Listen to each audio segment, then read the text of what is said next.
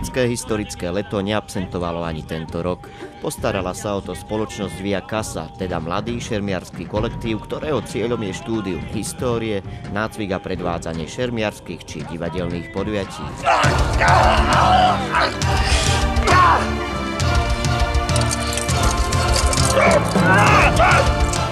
Je to takmer skutočný príbeh vzniku Košického pešieho regimentu a vzniklo to jednoducho tak, že pred 2 rokmi sme sa rozhodli, že oficiálne predstavíme Košický peší regiment, predstavíme reálne vojenské taktiky a skúsime to podať nejakou zábavnou formou nejakého pouličného divadla a vlastne vzniklo nám z toho to, čo uvidíte tak za 5 minút.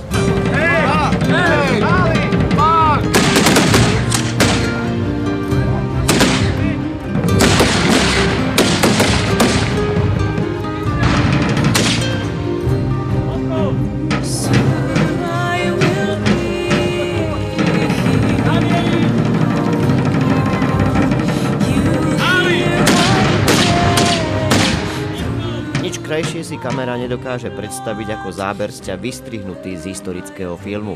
Takéto manévre dali zabrať napríklad aj ušným bubienkom. Podstatné však je, že akcia sa vydarila, zaujala a pobavila. Dušan Hrabovský, Naša.